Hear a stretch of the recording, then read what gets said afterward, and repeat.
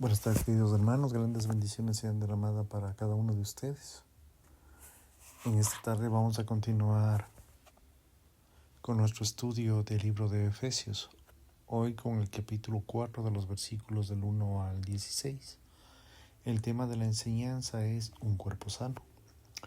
La palabra de Dios dice así: Por eso yo, prisionero en el Señor, os exhorto a que andéis como es digno del llamamiento a que fuisteis llamados, con toda humildad y mansedumbre, con paciencia y soportándolos los unos a los otros en amor, procurando con diligencia guardar la unidad del Espíritu en el vínculo de la paz. Hay un solo cuerpo y un solo Espíritu, así que habéis sido llamados a una sola esperanza en vuestro llamamiento. Hay un solo Señor, una sola fe, un solo bautismo, un solo Dios y Padre de todos, quien es sobre todos, a través de todos y en todos. Sin embargo, a cada uno de nosotros le ha sido conferida la gracia conforme a la medida y a la dádiva de Cristo. Por esto dice: subiendo a lo alto llevó cautiva la cautividad y me dio los dones a los hombres. Por eso, de que subió, que quiere decir a menos que hubiera descendido también a las partes más bajas de la tierra. El que se descendió es el mismo que también ascendió por encima de todos los cielos para llenar todo.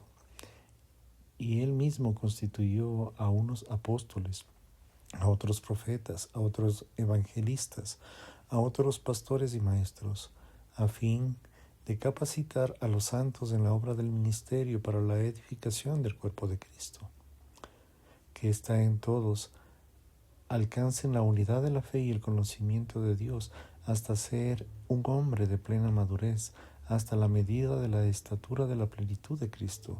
Esto es para que ya no seamos niños sacudidos a la dádiva y llevemos donde quiera y por todo viento de doctrina, por estratema de los hombres que para enseñar emplean con astucia las artimañas del error, sino que siendo a la verdad con el amor crezcamos en todo hacia aquel que es la cabeza, Cristo. De parte de él todo el cuerpo, bien concentrado y entrelazado en la cohesión, aporta en todas las coyunturas y reciben el crecimiento adecuado con la actividad proporcionada a cada uno de los miembros para ir edificándose en amor.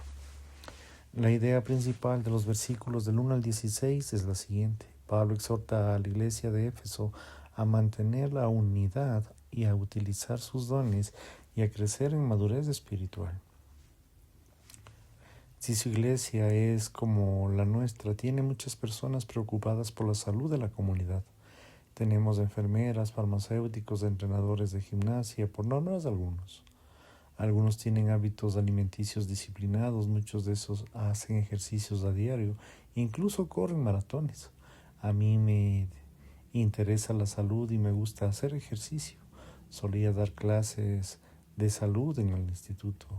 Hace poco me dijeron que a mi mujer, que bebía agua de perejil para aliviar la dolencia, decidí tomar yo lo mismo, unos cuantos vasos. No hay nada como un bocado de agua de pasto a las 9 de la noche. Bueno, estoy exagerando un poco. En Efesios, capítulo 4, Pablo describe otro cuerpo. El cuerpo de Cristo. Deberíamos interesarnos aún más por la salud. Deberíamos escuchar atentamente a Pablo porque formamos parte del cuerpo como cristianos y debemos prestar atención porque la diferencia de muchas opiniones cambiantes sobre la salud está en la vida eterna. No estoy seguro del beneficio del agua de perejil, pero sí de la institución del apóstol. Es el plan que hará bien al cuerpo. Entonces, ¿cuál es la naturaleza de un cuerpo en Cristo sano y cómo debe funcionar? Este pasaje esencial nos ayuda a responder a esta pregunta. Se dice que ningún pasaje es más descriptivo de la iglesia en acción que este. Podemos rastrear la enseñanza de Pablo señalando 3 marcas de la iglesia saludable. Número 1. Una iglesia sana se caracteriza por la unidad del Espíritu, versículos del 1 al 6. Unidos por un llamado divino, versículo 1. Pablo dice: por eso yo soy prisionero del Señor y os exhorto a que andéis como es digno del llamamiento para que fuisteis llamados. La palabra andar es importante. Perdón. La verás aparecer mucho en las siguientes secciones. Esencialmente significa conducir la vida de uno después de que Pablo ha expuesto el Evangelio en unos 3 primeros capítulos. Ahora quiere que sus lectores sepan cómo debe conducir sus vidas de manera que éste se acorde con el Evangelio. Comprender que no existe una división tajante entre lo sagrado y lo secular. Toda nuestra vida debe dividirse a la luz del Evangelio. Jesucristo es el Señor de todo y como creyentes debemos caminar al ritmo de Él y bajo su señorío. Esta idea de llamado se remonta al principio del libro. Dios nos ha llamado así por su gracia. Nos ha bendecido con toda bendición espiritual de los cielos, capítulo 1, verso 3. Ahora debemos vivir dignamente como es el llamado del privilegio. Pablo dice que esta vocación es para todo cristiano, no solo para el clero profesional o el de élite.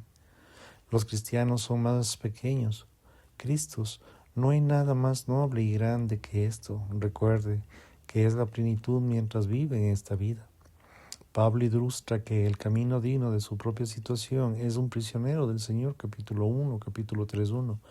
No se considera prisionero de Roma, sino que es de Cristo.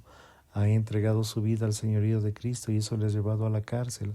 Aunque usted no le envía a la cárcel por obedecer a Jesús, usted como creyente redimió al llamado a la obediencia sacrificial. Esta vocación común nos une, reconoce su naturaleza divina, nos ha llamado a compartir una experiencia común de su gracia. Unidos en una conducta semejante a la de Cristo, capítulo 4, versículos 2 y 3. Pablo explica ahora el caminar dignamente. En pocas palabras se parece a Jesús. Pablo menciona las siguientes cualidades del carácter que debemos perseguir como cristianos, como toda la humanidad y mansedumbre. Con paciencia, soportándose los unos a los otros en amor, esforzándose por perseverar en la unidad del Espíritu en el vínculo de la paz. Nadie ejemplificó estas virtudes mejor que Jesús, que fue el ejemplo supremo de la humildad. Filipenses capítulo 2, versículos del 5 al 11. En cuanto a la mansedumbre, Jesús dijo, vengan a mí, yo soy el manso. Mateo 11, versículos 28 y 29. Su paciencia no tiene comparación. Primera de Timoteo 1, 16. En cuanto al amor de Cristo, demostró las múltiples maneras y maneras de vivir en la cruz. Romanos 5, 8. En cuanto al deseo de mantener la paz, fue el pacificador. Efesios 2, 14. Por lo tanto, cuando más nos permanezcamos o pertenecemos a Jesús individualmente y cuando más vivamos en Cristo relacionados los unos a los otros. La humildad. Pablo mantiene la humildad a lo largo de las cartas como una característica esencial de los creyentes. También habla de la humildad de la relación de la unidad, Romanos capítulo 12, versículos del 3 al 8. Para que exista la unidad en las personas humildes y desinteresadas deben vivir en el bien de todas las demás. Curiosamente, el término humildad era poco frecuente en la literatura griega del siglo I, cuando aparecía se utilizaba como una connotación negativa. El orgullo era más valorado, los cristianos eran ridiculizados por su humildad. Sin embargo, esta virtud se valora en todas las escrituras del Antiguo Testamento, Proverbios 3, versículo 34. Vivimos en un día singular, lo contrario de la humildad es la autoexaltación. Nuestra cultura dice, exáltate, mírate, piensa en ti primero. Ese es el problema, solo pensamos en nosotros mismos y no en el resto. El orgullo significa estar lleno de sí mismo. Por el contrario, la humildad es estar lleno de Dios. Efesios 3:19. Pablo describe a la humildad en Filipenses capítulo 2, versículo 3 dentro del contexto de considerar a los demás más importante que nosotros mismos y de no ser egocéntricos o tener vanidad o rivalidad. Lo expresaríamos de la siguiente manera. La esencia de la humildad evangélica no está en considerarse más ni considerarse menos, sino que pensar menos en uno mismo. La mansedumbre. Esto no significa timidez, aplica ser un espíritu apacible o autocontrolado. Moisés fue descrito como el hombre más manso sobre la faz de la tierra. Números capítulo 12, verso 3. Sin embargo, fue un líder dinámico que desafió el poder del trono de Egipto. Su fuerza estaba bajo el control de Dios, aunque en la forma imperfecta. A los pastores que han de ejemplarizar la enseñanza de Cristo se les exige que sean no pendencieros, sino amables. Primera de Timoteo 3:3. La mansedumbre es el fruto del Espíritu y es una forma que debemos cuidarnos los unos a los otros. Gálatas capítulo 5, verso 23. La paciencia. ¿Cómo le va con esta virtud? Para algunos de nosotros el microondas es demasiado lento. Oh Señor, dame paciencia, date prisa. Es nuestra oración, le falta paciencia, es nuestra falta de humildad y la falta de amor. Pablo dice que el amor es paciente, 1 Corintios capítulo 13, verso 4. Para tener un amor paciente debemos soportar las molestias y los desafíos durante un periodo de tiempo, como se cultiva la paciencia, confiando en el Espíritu y meditando en la paciencia que Cristo nos ha mostrado. 1 Timoteo 1, versículo 15. Es fácil aprender de hechos, es difícil ser paciente con otras personas. Aceptarse mutuamente en el amor. Esto significa soportarse mutuamente con amor. Pedro dice, el amor cubre la multitud de pecados, 1 de Pedro 4:8. Solo si funciona un matrimonio, si yo tuviera que soportarme a mí mismo, seguro querría desaparecer. Pero mi mujer me soporta, así funciona también las relaciones en el cuerpo de Cristo. Mantener la unidad con diligencia. La unidad no es activa, no pasiva. Debemos ser celosos para mantener la unidad. Observe cómo no trabajamos para crear la unidad, sino para mantenerla. Dios nos une y debemos buscar mantener la unidad con la ayuda del Espíritu.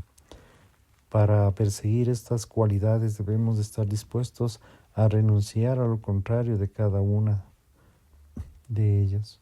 Debemos renunciar al egocentrismo para caminar con humildad, de modo que renunciar a la dureza para caminar con mansedumbre.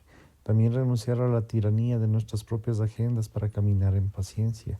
Además, renunciar a las expectativas idealistas para caminar en el amor indulgente. Finalmente, renunciar a la indiferencia y a la pasividad para estar dispuestos a mantener la unidad del Espíritu en el vínculo de la paz. La Iglesia está unida y Dios es glorificado cuando vivimos una conducta semejante a la de Cristo. Unidos por la confesión del Evangelio. Capítulo 4, versículo 6. Cita probablemente era un credo cristiano primitivo. Pablo señala 7 declaraciones para enfatizar la unidad que compartimos en el Evangelio. Es importante señalar que Efesios 4 no enseña unidad a cualquier precio, es una unidad en Cristo, un solo cuerpo. Compartimos una existencia común en la iglesia de Cristo. Somos diversos en antecedentes y dones, pero estamos unidos cada uno. Un solo espíritu. Compartimos un origen común, la obra del Espíritu Santo. El Espíritu es quien crea la unidad y capacita para mantenerla. Una esperanza, compartimos una esperanza común en Cristo. Antes estábamos sin esperanza, capítulo 2, verso 12. Ahora que fuimos llamados a Cristo, ahora tenemos la esperanza que debemos vivir de forma digna en nuestra vocación. Un solo Señor. Los creyentes confiesan y proclaman que Jesucristo es el Señor. 2 Corintios 4:5. Cuando los primeros cristianos decían Jesús es el Señor, estaban diciendo el César no es del Señor. Cuando los cristianos judíos decían esto, estaban identificándose audazmente a Jesús como el Dios de las Escrituras hebreas, Deuteronomio 6:4. Así que esto no era simplemente una afirmación vacía de un credo para los primeros creyentes. Esta confesión podría hacerles perder la cabeza. Una sola fe.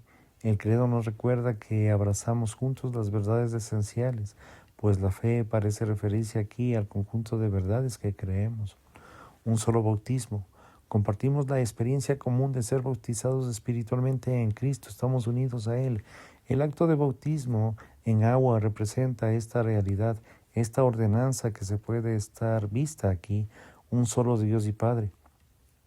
Como sus hijos adoptivos, compartimos el mismo Padre, Efesios 1:5. el Dios Todopoderoso, el Padre de todos sus hijos, independientemente del origen étnico, somos una gran familia adoptada. Note la presencia de la Trinidad también en el credo. Dios Trino no solo crea la unidad que tenemos como creyentes, sino también sirve como una imagen máxima de la unidad. Jesús oró por la unidad reflexionando sobre su relación con el Padre, para que todos sean uno, como tú, oh Padre, que estás en mí y yo en ti, que también ellos estén en nosotros para que el mundo crea que tú me enviaste. Juan 17:21. Una imagen sana se caracteriza por esta unidad en un maravilloso testimonio que el mundo nos observa. Número 2. La iglesia sana se caracteriza por la diversidad espiritual. Capítulo 4, versículos del 7 al 12.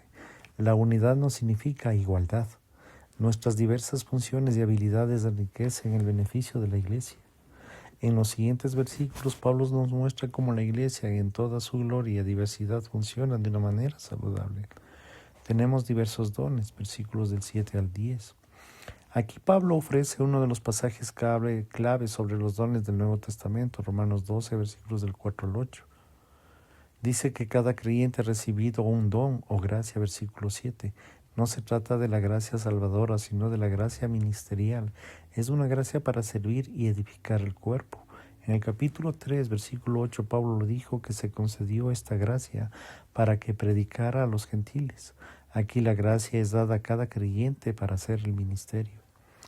Tal vez lo más distintivo de este texto es la comparación de los demás textos sobre los dones que se ha enfocado, exaltado, extraído en Cristo.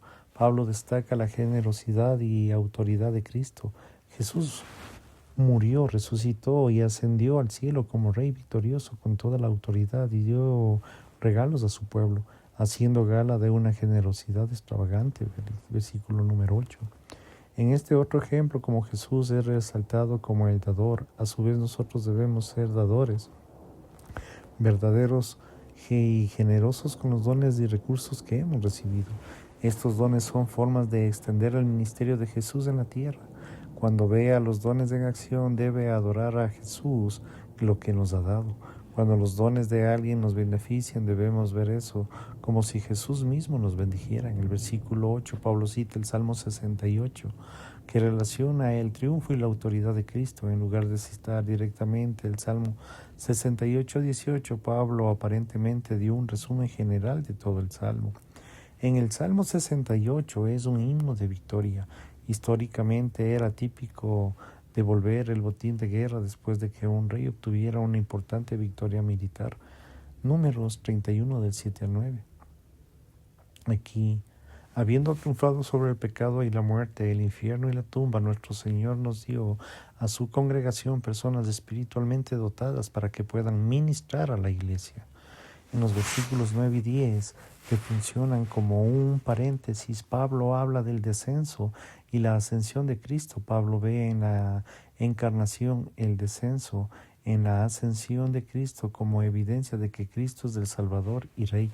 Por lo tanto, Cristo es nuestro Señor ascendido. Bajó, Filipenses capítulo 2, versículos del 5 y 8. Y ahora ha subido, Filipenses 2, de los versículos del 9 al 11. Cristo está sobre todo. Cristo lo llena todo. Cristo da regalos a todos. Maravillémonos de la generosidad y la autoridad. Tenemos diversas actividades y responsabilidades, versículos de 11 y 12. Cristo nos dio los dones para que los utilicemos. Primera de Pedro, capítulo 4, versículos 10 y 11. Estas responsabilidades son diferentes para los distintos creyentes. Aquí Pablo señala a los líderes de los ministerios. Cada uno de ellos tiene un mismo valor para Dios, pero comparten diferentes funciones. En el juego del béisbol, los lanzadores no son conocidos por batear. Los bateadores no son conocidos por lanzar. En el fútbol americano no se requiere un jugador defensivo que juegue en la línea ofensiva. En el baloncesto no se requiere tener 5 jugadores de 2 metros de altura, pero con poca movilidad o defensiva en el juego. Del mismo modo, la iglesia necesita personas que jueguen en diferentes posiciones para ser un equipo efectivo y eficaz. Algunos tienen el don de animar, otros tienen el don de administrar, otros tienen el don de la hospitalidad y así sucesivamente. Los servidores equipan a los santos, versículo 11. Pablo menciona que aquí los que ocupan posiciones únicas de liderazgo en la iglesia, apóstoles, profetas, evangelistas, pastores y maestros, se encuentran en los que están dotados para articular el evangelio, enseñar la palabra, pastorear al pueblo de Dios. Los títulos apóstol y profeta tienen un amplio significado. En un sentido, los apóstoles y los profetas eran fundamentales en la iglesia. Capítulo 2, versículo 20. Apóstol en un sentido técnico se refiere a los 12. De acuerdo a esta definición, ya no hay apóstoles. En un sentido general, puede referirse a un enviado. Los profetas eran anunciadores más que adivinos. Vemos profetas en todo el Antiguo Testamento y también se menciona, en la iglesia primitiva del Nuevo Testamento, Hechos capítulo 11, versículos de 27 y 28. Utilizando un sentido técnico como los apóstoles, ya no tenemos profetas bíblicos. En un sentido general, los profetas son aquellos que aplican la palabra de Dios al pueblo de Dios. Los evangelistas son aquellos dotados para proclamar el evangelio. Hechos capítulo 21, versículo 8. Todo el mundo está llamado a evangelizar, pero algunos están especialmente dotados para ellos. El término pastor se utiliza aquí para referirse a un ministerio en la iglesia. Aunque el verbo relacionado pastorear aparece en otros lugares, en 1 de Pedro 5:2, pastor, debe entenderse junto con el término anciano o presbítero. Yo lo considero el mismo oficio y sus dos términos indistintamente en la iglesia local. Hechos capítulo 14, versículo 23. El sustantivo rebaño se refiere a la iglesia. Hechos capítulo 20, versículos 28 y 29. Además, la importante función de enseñar, los pastores deben supervisar el rebaño. Primera de Tesalonicenses capítulo 5, verso 12. Ellos cuidan, se refieren, protegen, conocen y sacrifican el tiempo para dar seguimiento a su rebaño. A la vez el Nuevo Testamento dice que deben ser honrados y respetados. Primera de Timoteo 5:17. La imagen del pastor se aplica a Dios en el Antiguo Testamento. Él es el pastor supremo que cuida y protege a su pueblo. Gálatas. Génesis capítulo 29, versículo 24. Los líderes del Antiguo Testamento también fueron llamados a veces pastores. Segunda de Samuel 5:2. En el Nuevo Testamento Jesús es el buen pastor. Juan capítulo 10, versículos del 11 al 18. El gran pastor, Hebreos 13:20. El pastor principal, Primera de Pedro 5:4.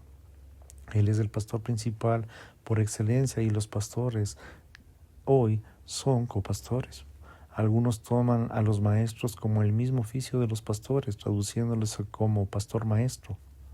Se dice, los pastores y los maestros están unidos aquí en un único artículo definido en griego, lo que se sugiere una estrecha asociación en funciones entre los dos tipos de ministerios que operan dentro de la misma congregación.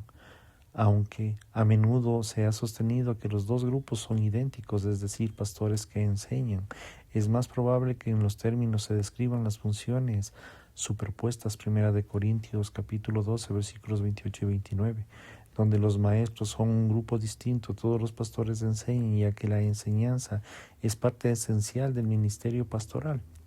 Pero no todos los maestros son también pastores. Estos últimos ejercen una función de liderazgo alimentando al rebaño de Dios con su palabra. Mientras luchamos con estas posiciones y dones distintivos, en una cosa es muy clara: Dios ha bendecido al pueblo a lo largo de la historia de la redención, proclamando y dotando talentos desde su palabra. El autor de Hebreos nos dice: acuérdense de sus guías que han hablado de la palabra de Dios y consideren el resultado de su conducta.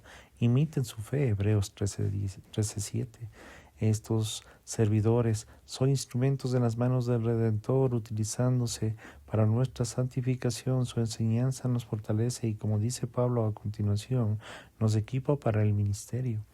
Los santos hacen la obra del ministerio. Capítulo 4, verso 12. Los líderes de la iglesia preparan, completan, entrenan, equipan al pueblo de Dios para el ministerio. Todos tenemos una obra del ministerio porque todos tenemos dones espirituales dados por Cristo. 1 de Corintios 12:7. No es la primera vez que Pablo menciona el trabajo antes de que Dios nos salvó para las buenas obras, de Efesios 2:10. Más adelante nos dirá que nos limitemos a Dios, capítulo 5, versículo 1. Dios trabaja y nosotros imitamos a Dios trabajando. El pastor trabaja y el pueblo trabaja. La iglesia debe tener un ministerio de todos los ministerios. ¿Qué está haciendo con lo que Dios te ha dado? La iglesia se enriquece en la adoración y en la misión cuando todos sirven, cuando los miembros dan, trabajan en el cuidado de los niños, visitan a los necesitados, hacen comidas para nuevos padres y se ministran los unos a los otros. En el mismo grupo es capacitado, bendecido y edificado, versículo 12. Todos los miembros deben creer y usar una toalla, no llevar un babero. No deben ser consumidores inmaduros, sino siervos ávidos y listos para el servicio. Tu vida es mucho más grande que un buen trabajo con un cónyuge comprensivo y unos hijos no delincuentes. Es más grande que unos bonitos jardines, unas buenas vacaciones, una ropa de moda. En realidad eres una parte de algo más grande, algo que comenzó antes que nacieras y que continuará después de tu muerte. Dios está rescatando a la humanidad caída, transportándola al reino y transformando progresivamente a semejanza de que tú formes parte de ello. No hay nada más grande que tu vida que entregarla a la gloria de nuestro Rey y Redentor para el avance de su reino. Número 3. Una iglesia sana se caracteriza por la madurez espiritual. Versículos del 13 al 16. El resultado de la unidad y la diversidad de la iglesia es la madurez. De la misma, observe cómo esta metáfora del cuerpo en el versículo 13, un hombre maduro se contrasta con los niños en el versículo 14. Pablo quiere que su pueblo crezca. Observe también que mientras uno está haciendo la obra del ministerio, versículo 12, no crece hacia la madurez. Tenemos a pensar que uno debe ser totalmente maduro para servir en la iglesia, aunque debemos tener cuidado de no nombrar líderes demasiado rápido. Necesitamos reconocer el crecimiento espiritual y no es meramente cerebral. El servicio es un medio de crecimiento a la madurez. Pablo menciona 4 rasgos de una persona espiritualmente madura. La madurez implica la semejanza a Cristo, versículo 13. La imagen definitiva de la madurez de Cristo a la medida de la estatura de la plenitud de Cristo. La plenitud de Cristo es una expresión de terminación o perfección. Esto tiene un sentido obvio. La meta para nosotros es ser como Jesús. Debemos anhelar que en las cualidades del carácter de Pablo mencione en los versículos 2 y 3 estén presentes en nuestras vidas. Debemos anhelar la madurez individual y cooperativamente. La madurez implica estabilidad doctrinal, versículos 13 y 14. Pablo menciona la necesidad de crear en nuestro conocimiento la verdad. En el versículo 13 menciona el crecimiento de la unidad de la fe, en el cuerpo de la doctrina, en el conocimiento del Hijo, que Dios implica tanto en el intelecto como en el corazón, Filipenses 3:10.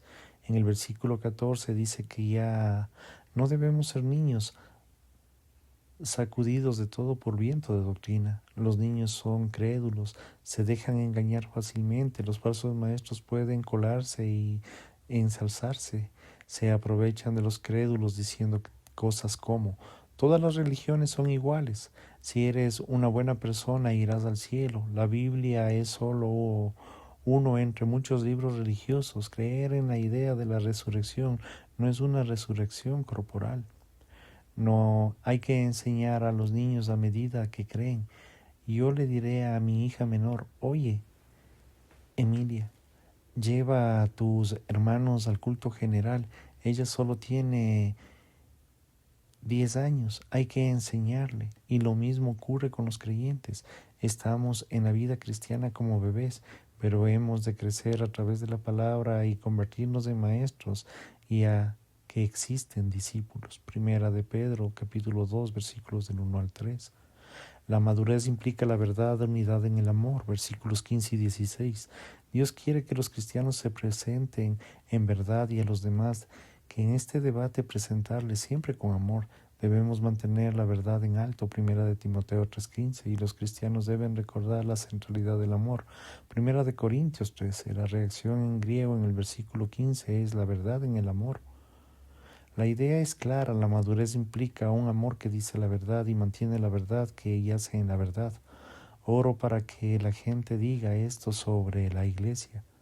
Enseñan la Biblia fielmente, espero que también digan, se aman unos a otros como familia y aman al prójimo como a sí mismo. Si la gente no está de acuerdo con nuestra doctrina, ruego que vean a los hermanos. Si usted conoce la verdad del amor personalmente y su iglesia conocida por la verdad en el amor corporativamente. La madurez implica contribución, versículo 16. Pablo vuelve a la metáfora del cuerpo, donde cada miembro es un miembro del cuerpo de Cristo, porque somos una parte del cuerpo. Usted es importante, nos necesitamos los unos a los otros. Cada miembro debe contribuir utilizando lo que tiene. Nuestra última necesidad es Cristo, creemos en Él, versículo 15. Dependemos de Cristo y de la cabeza y de la fuente de la iglesia, pero también somos miembros del cuerpo y dependemos los unos de los otros. Conforme al funcionamiento adecuado de cada miembro, produce el crecimiento del cuerpo para la propia edificación del amor, versículo 16. A medida que crecemos en Cristo, utilizamos nuestros dones del amor, nuestro cuerpo se vuelve saludable. ¡Qué privilegio! Incide y es increíble estar unidos en Cristo y ir a los demás. Es sabio, es bueno ser conscientes de la salud en cuanto a nuestros cuerpos físicos, pero preocupémonos un poco más en la salud del cuerpo de Cristo, en los cuerpos de nuestras iglesias locales que se caracterizan por la unidad espiritual y la diversidad espiritual y la madurez que cada vez es mayor.